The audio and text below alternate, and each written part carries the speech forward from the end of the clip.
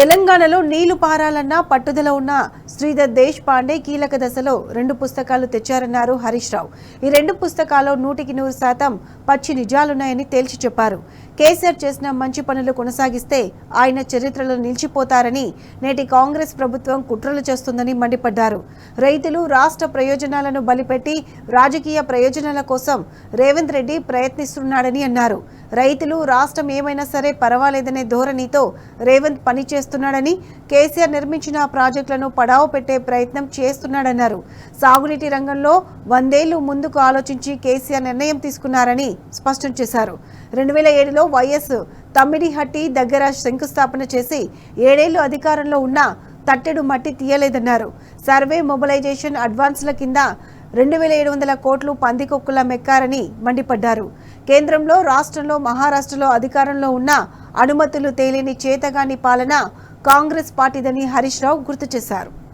శ్రీధర్ దేశపాండే గారు ఎంత సౌమ్యుడు, ఓపిక, పట్టుదల, తెలంగాణ రావాలనే తపన, వచ్చిన తెలంగాణలో నీళ్లు పారాలనే తన్లాట నేను వారిలో దగ్గరగా చూసినటువంటి వాడిని. సో దేశపాండే గారు తెచ్చిన 2 పుస్తకాలు కూడా చాలా కీలక దశలో, ఒకవైపు ఎన్డీఎస్ఏ రిపోర్ట్ వచ్చి, ఒకవైపు విజిలెన్స్ రిపోర్ట్ వచ్చి, ఒకవైపు జస్టిస్ ఘోష్ కమిషన్ ముందు కొంతమంది ఉద్దేశపూర్వకంగా రాజకీయమైనటువంటి మాటలు చెప్తూ బయట రాజకీయ ప్రసంగాలు చేస్తున్నటువంటి సమయంలో ఇవాళ నిజాలను బయటపెట్టినారు. ఆ పుస్తకంలో 100% నిజాలు, వాస్తవాలు మాత్రమే ఉన్నాయి. ముందుగా కాళేశ్వరం ప్రాజెక్ట్. ఇలా ఈ కాళేశ్వరం ప్రాజెక్టు విషయంలో రేవంత్ రెడ్డి గారు, ఈ కాంగ్రెస్ ప్రభుత్వం కుట్ర ఎట్లుందంటే, కేసీఆర్ గారు చేసిన మంచి పనులను నిలబెడితే, వారి మంచి పనిని కొనసాగిస్తే చరిత్ర పుటల్లో కేసీఆర్ గారు నిలిచిపోతారు అనేటువంటి ఒక దుగ్ధతో, రాజకీయంతో ఈరోజు రైతుల ప్రయోజనాలు, రాష్ట్ర ప్రయోజనాలను బలిపెట్టైనా సరే తన రాజకీయ లబ్ధి తనకు ముఖ్యం, రాజకీయంగా లబ్ధి పొందాలనేటువంటి ఇవాళ ప్రయత్నం రేవంత్ రెడ్డి గారు ప్రభుత్వం చేస్తా ఉంది. నాయకుడు అనేవాడు ఎప్పుడైనా రాజకీయం కంటే రాష్ట్ర ప్రయోజనాలు ముఖ్యం. రాష్ట్రం కోసం ఒక నాయకుడు పనిచేయాలి. ఆ నాయకుడే నిజమైన నాయకుడు అవుతాడు. ఇలా కేసీఆర్ గారు చేసిన ప్రతి పని కూడా సాగునీటి రంగంలో 100 ఏళ్ల ముందుకు ఆలోచించి ఆయన నిర్ణయాలు తీసుకున్నారు. అందులో ఇలా దేశపాండే కూడా రాశారు, 3 టీఎంసీలు ఎందుకు పెట్టినరు, 3rd టీఎంసీ ఎందుకు పెట్టినరు అన్నారు. మన గోదావరి నదీ జలాల్లో మన రైట్ ఎస్టాబ్లిష్ చేసుకోవడానికి, రేపు ఒక 50 ఏళ్ల తర్వాత నీళ్ల కరువు వస్తే ఆ వరద దినాలు తగ్గినప్పుడు కూడా నీళ్లు లాక్కొని మన రిజర్వాయర్లలో నిలుపుకోవడం కోసం దూరదృష్టితో 3వ టీఎంసీ పెట్టారు. ఇప్పుడు నాగార్జున సాగర్, శ్రీశైలం కట్టినాడు, ప్రతి సంవత్సరం వరదలు వస్తుండే. పైన కర్ణాటక ఆల్మట్టి కట్టి, వాళ్ళు భీమా కట్టి, ప్రాజెక్టులన్నీ కూడా కట్టిన తర్వాత, తుంగభద్ర కట్టిన తర్వాత ఇవాళ వరద తగ్గింది. వాళ్ళకి నిండా నీళ్ళు అయిన తర్వాత కానీ శ్రీశైలంకి నీళ్ళు వస్తలేవు. ఎస్ఆర్ఎస్పీ కట్టినప్పుడు కూడా బ్రహ్మాండంగా గోదావరిలో నీళ్ళు వస్తుండే. మీద మహారాష్ట్ర బ్యారేజీలు కట్టి ప్రాజెక్టులు కడితే ఇవాళ ప్రతి 2-3 సంవత్సరాలకు ఎస్ఆర్ఎస్పీలో కరువు వస్తా ఉంది. ఇలాంటివన్నీ కూడా దృష్టిలో పెట్టుకొని రేపు 100 ఏళ్ల తర్వాత కూడా నా తెలంగాణ నీళ్ల కోసం ఇబ్బంది పడొద్దని దూరదృష్టితో ఆలోచించినటువంటి నాయకుడు ఈరోజు కేసీఆర్ గారు. కానీ రాజకీయం కోసం కేసీఆర్ కు పేరు రావద్దనే ఒక రాజకీయమైనటువంటి కుట్రతోని రేవంత్ రెడ్డి గారు ఆ ప్రాజెక్టులను కొట్టుకుపోవాలని, పడావు పెట్టాలని, రైతులేమైనా సరే, రాష్ట్రం ఏమైనా సరే తనకు రాజకీయం ముఖ్యమనే విధంగా ఇవాళ రేవంత్ రెడ్డి గారు వ్యవహరిస్తా ఉన్నారు.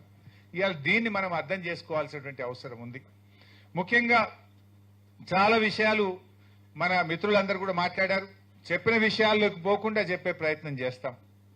ఇవాళ దేశపాండే గారు కూడా రాశారు, తమ్మిడిహట్టి దగ్గర నుంచి ఎందుకు రీడిజైన్ చేశారు, అసలు ఎందుకు ఈ ప్రాజెక్టును మేడిగడ్డకు తీసుకుపోయారు అనేటువంటి విషయం పదే ఈ మధ్య మనం చూస్తా ఉన్నాం.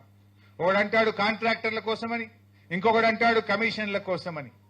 వాస్తవానికి 2007లో వైఎస్ రాజశేఖర రెడ్డి గారి ప్రభుత్వం ప్రాణహిత చెరువులకు శంకుస్థాపన చేసినారు.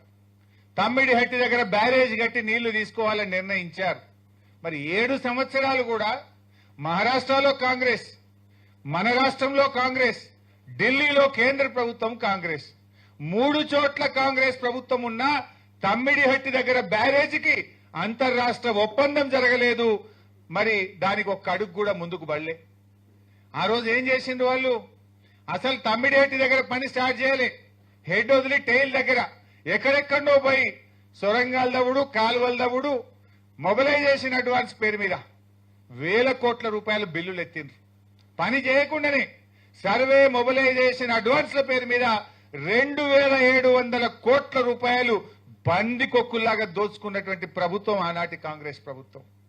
అసలు తమ్మిడిహట్టి దగ్గర అగ్రిమెంట్ లేదు. బీఆర్ఎస్ వచ్చింది, తెలంగాణ వచ్చింది, కేసీఆర్ గారు ఆదేశించిండ్రు. వెంటనే మహారాష్ట్ర బొల్లివంటే మా శ్రీధర్ దేశపాండే గారు, నేను, మన నీటిపారుదల శాఖ సలహాదారులు పెద్దలు విద్యాసాగర్ రావు గారు, మేమందరం ఢిల్లీ, ముంబైకి వెళ్ళాం. మేము వెళ్లి కలిస్తే మేము ఒప్పుకునే ప్రశ్నే లేదు. 7 ఏళ్లు గత కాంగ్రెస్ ప్రభుత్వం మీ రాష్ట్రం అడిగితేనే ఒప్పుకోలేదు, ఇప్పుడెట్లా ఒప్పుకుంటాం, మాకు 6 నెలలు అయితే ఎలక్షన్ ఉంది, సవాలే లేదు పో అన్నారు. మళ్లీ పోయినాం. మళ్లీ పోయి మాట్లాడితే మేము ఈ ప్రాజెక్టు వ్యతిరేకంగా ఉద్యమాలు చేసినాం, పోరాటాలు చేసినాం, మేము ఒప్పుకునే ప్రశ్నే లేదన్నారు. స్వయంగా కేసీఆర్ గారు తన జన్మదినం ఫిబ్రవరి 17, 2005 తన బర్త్డేను కూడా వదిలిపెట్టుకొని నాకు తెలంగాణకు నీళ్లొచ్చుడే నా నిజమైన జన్మదినం అనుకొని ఆయన మహారాష్ట్రకు వచ్చి అక్కడ ముఖ్యమంత్రి గారిని కలిశారు. హీ ప్లీడెడ్ లైక్ ఎనీథింగ్, మాకు నీళ్లు కావాలని అన్ని రకాలుగా ఒప్పించి మెప్పించే ప్రయత్నం